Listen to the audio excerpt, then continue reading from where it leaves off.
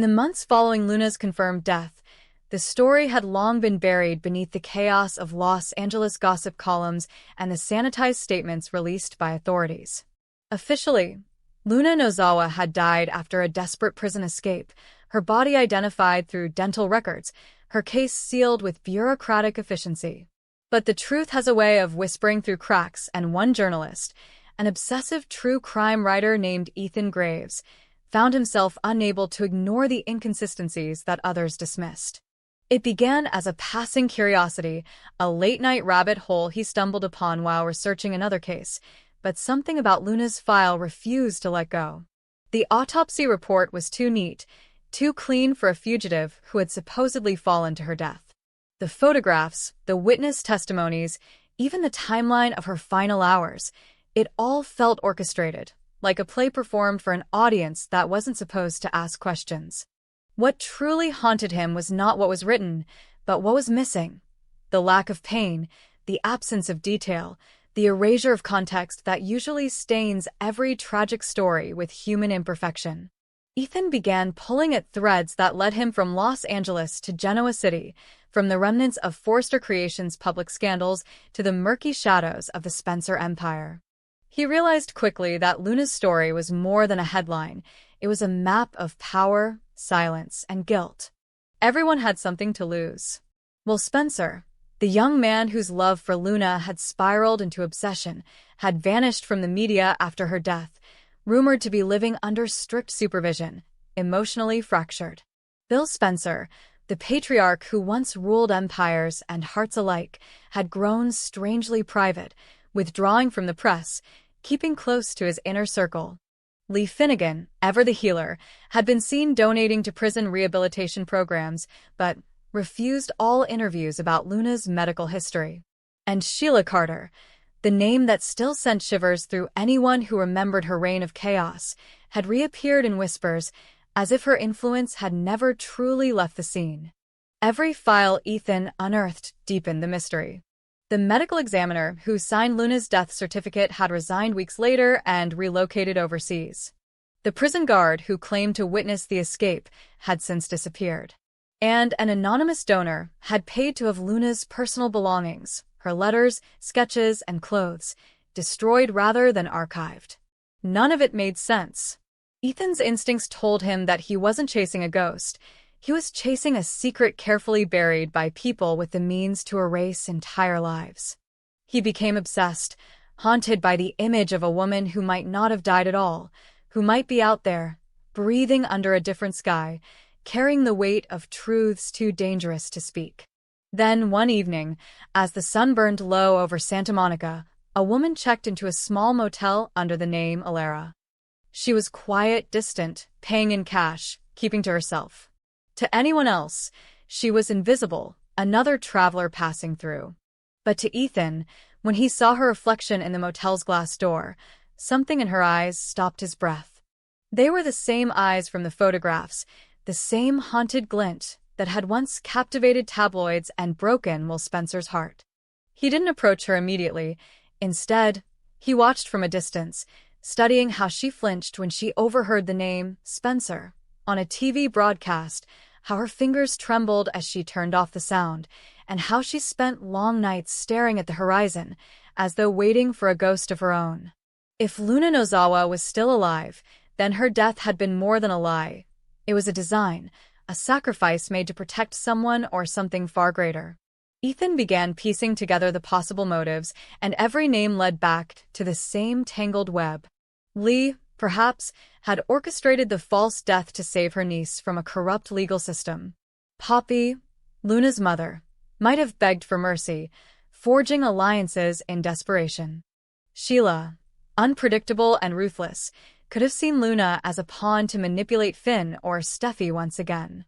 But what if Bill had been part of it? What if the man who claimed to have mourned Luna had struck a deal, exchanging her disappearance for his family's protection?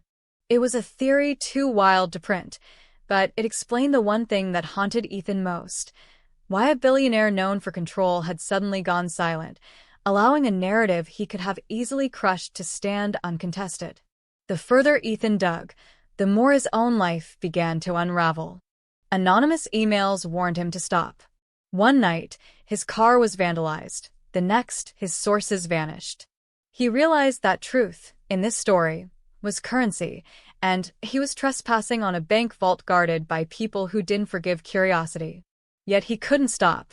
Every unanswered question became a personal vow. He started to dream about Luna, her voice echoing from shadows, calling him closer, asking him to finish what she couldn't. It was madness, but also purpose. In exposing her story, he was beginning to understand that this wasn't only about Luna's survival, it was about the rot beneath the surface of the powerful families that defined Los Angeles's glittering elite. Meanwhile, Luna, or Alara as she now called herself, was living a half-life. Every morning she woke before dawn, her heart pounding with memories she couldn't suppress. She told herself she had died, that Luna Nozawa had ceased to exist, that the woman who smiled at strangers in coffee shops was someone else entirely. But her reflection betrayed her. The scars on her wrists, the fading tattoo on her shoulder, the sound of Will's name echoing in her dreams, these were the reminders that no matter how far she ran, she was still the same woman who had once stood at the center of a scandal so destructive that only her death could end it.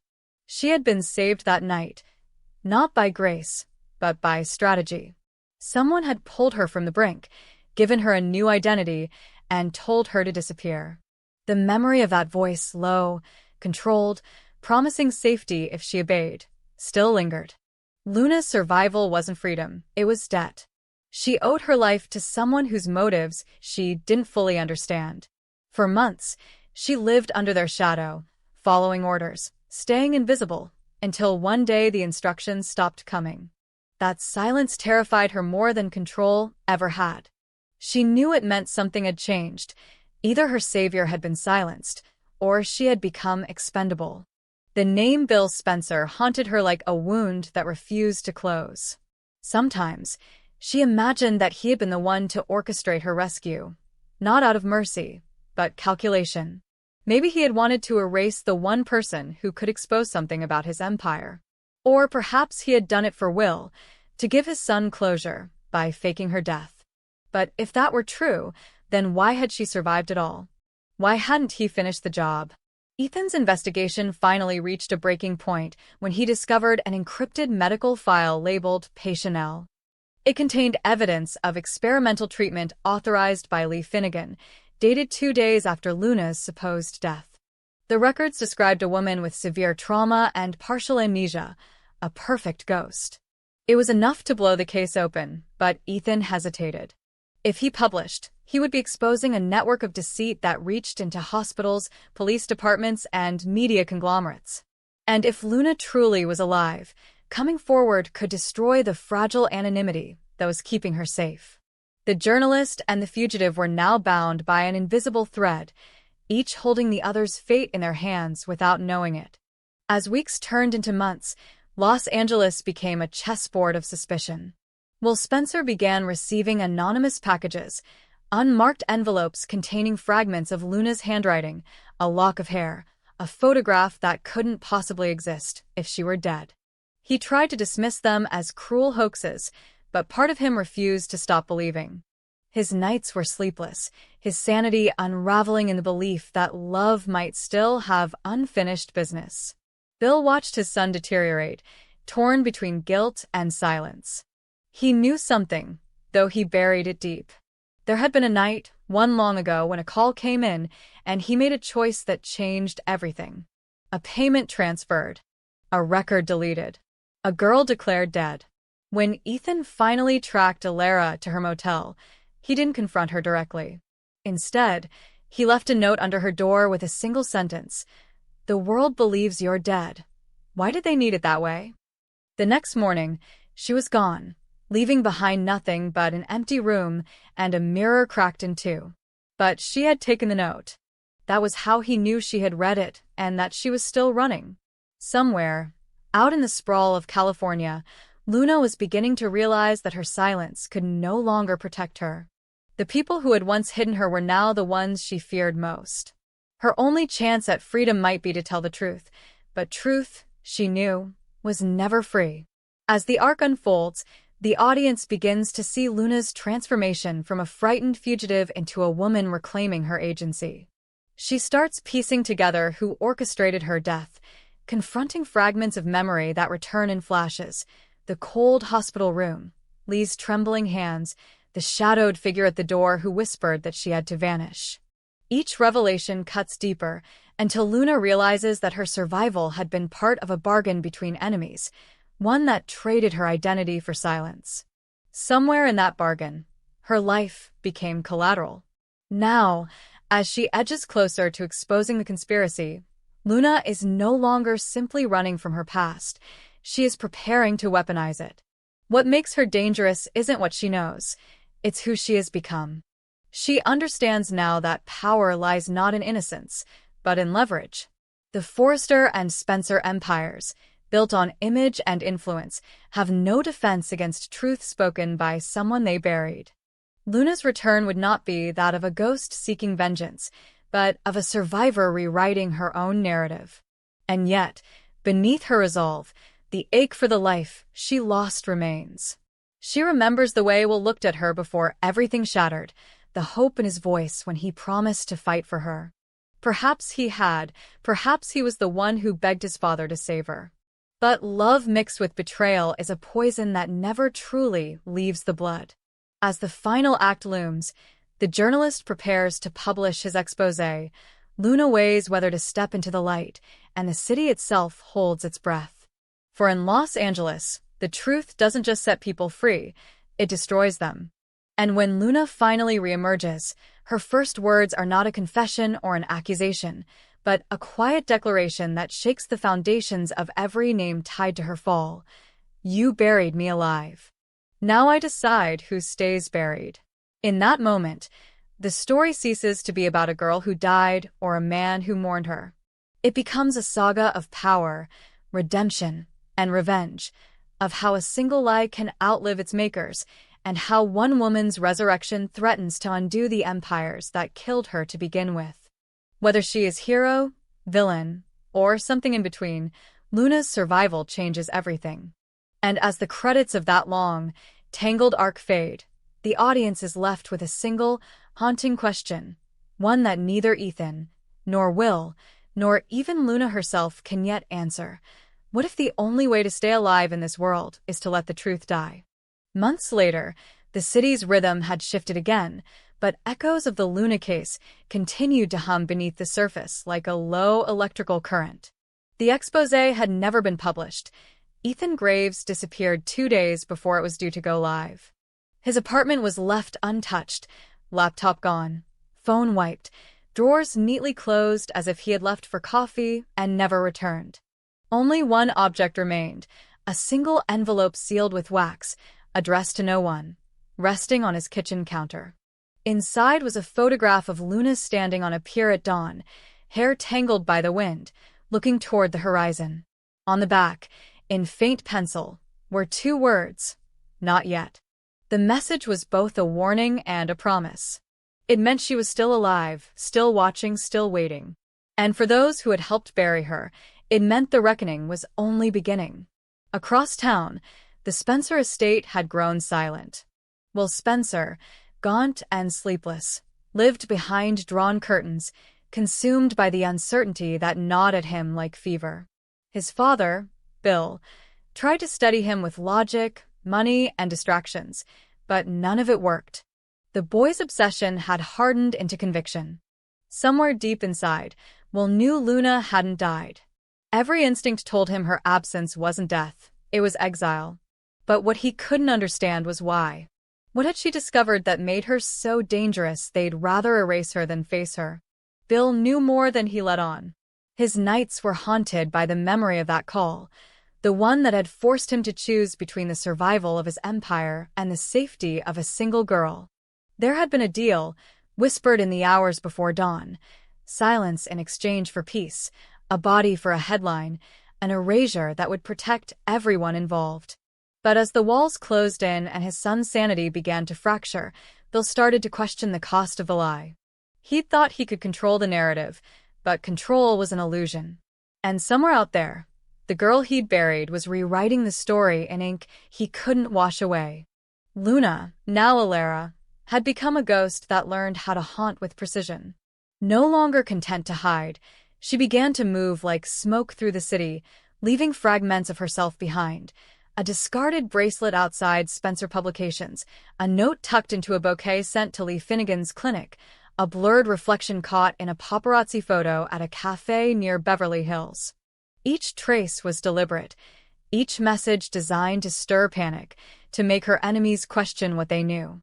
She wasn't just returning, she was reclaiming the narrative piece by piece, reminding them that she existed beyond their lies. At the same time, a quiet rebellion brewed beneath Forrester Creations. Files that had been sealed began to leak. Designs, correspondences, and, most damningly, a confidential report connecting Luna's imprisonment to a corporate sabotage scheme that had never reached the courts. It suggested that Luna's so-called crime, the one that led to her conviction, had been fabricated, engineered to remove her from the industry and silence her involvement in a prototype scandal that threatened to expose both Spencer Publications and Forrester Creations. Someone had framed her, and someone had paid for it to stick. Steffi Forrester found herself staring at the leaked documents late one night, her hands trembling as she recognized the signatures. Her family's legacy had always walked the razor's edge between glamour and destruction, but this was different. This was wrought at the core. The report mentioned her own brother's name, an oversight, perhaps, or an intentional warning. The deeper she read, the more she realized the truth. Luna hadn't been the villain. She had been the scapegoat. And if she was alive, she held the key to unraveling decades of buried sins. Meanwhile, Lee Finnegan could no longer sleep. Every time she closed her eyes, she saw Luna's pale face under hospital lights, the whisper of a breath she had sworn never to reveal. Lee had told herself it was mercy, that hiding Luna's survival had saved her from a system too cruel to forgive, but now, as evidence surfaced, guilt began to consume her. She had broken her oath as a doctor, as an aunt, and as a mother figure. She had participated in a deception that had destroyed lives. And somewhere inside, she feared Luna would return not as family, but as judgment. In a quiet coastal town, Luna began to keep a journal, a dangerous indulgence for someone meant to stay invisible. Each page was a confession, a puzzle piece, a map of her transformation. She wrote about the nights in hiding, about the men who had visited her hospital bed, wearing expensive watches and speaking in code, about the deals she hadn't understood until it was too late. They had told her she could live, but only if she never existed again. Now, she was preparing to make that bargain void. Her first target was not revenge, it was truth. She wanted the world to see what had been done to her, but she also knew truth alone was powerless, without spectacle. So she began feeding select information to an underground network of journalists, using Ethan's old connections. Each leak was a spark, each rumor a thread, until the media frenzy began again. The name Luna Nozawa resurfaced like a curse, whispered in boardrooms, discussed in hushed tones at high-end galas. Some said she was dead. Others claimed she had been spotted in Europe. And the powerful began to tremble, because the dead don't usually send warnings. The pressure cooker finally burst when Will received a package on his 21st birthday. Inside was a flash drive containing a single video. Luna, sitting in dim light, her face half-shadowed, her voice calm but unyielding. "If you're watching this," she said, "then the people who built your world are the same ones who buried me." The message wasn't long, but it was enough to detonate everything Bill had worked to protect. Within hours, rumors spread that the Spencer family had been involved in a cover-up. Investors fled, reporters swarmed, and Will, trembling between hope and horror, swore to find her. But Luna had learned her lesson well. She wasn't coming back as a lost lover or a wounded girl. She was coming back as a storm. Her next moves were calculated with surgical precision. She manipulated the media cycle, leaked partial truths, and let the corporations destroy each other in panic. Bill tried to track her down, but every lead turned into a dead end. The woman he had once erased had mastered the art of invisibility. And when she finally allowed herself to be seen, it was on her own terms, at a press conference broadcast live across the world. The camera flickered on, and there she was, alive, composed, dressed in black. "You wanted a ghost," she began, her voice steady. "So, I became one. But ghosts remember everything." What followed was an avalanche, a presentation of evidence, medical records, testimonies, all proving that her imprisonment had been orchestrated. She named no one directly, yet every powerful figure watching knew exactly where the blame would fall. She didn't ask for sympathy or forgiveness. She only demanded accountability. And then, before security could react, she disappeared again. In the days that followed, Los Angeles became a battlefield of narratives. The Forresters and Spencers scrambled to contain the fallout. Lee resigned from her position, leaving behind a sealed letter marked for Luna. Will's mental state deteriorated as he chased the possibility that the woman he loved was both savior and executioner. And Bill, haunted by the ghost he created, stood before his shattered empire, realizing that some debts can't be paid with money. Luna, meanwhile, retreated to the desert, to a place where no one knew her name. For the first time, she allowed herself to feel grief, not for her lost life, but for the innocents she had to kill in order to survive. The world believed she was a symbol of justice, but she knew better. She had become something else, something that no longer fit within the confines of good or evil. She was the mirror they all feared to look into, reflecting what power does when it's left unchecked. Yet even in her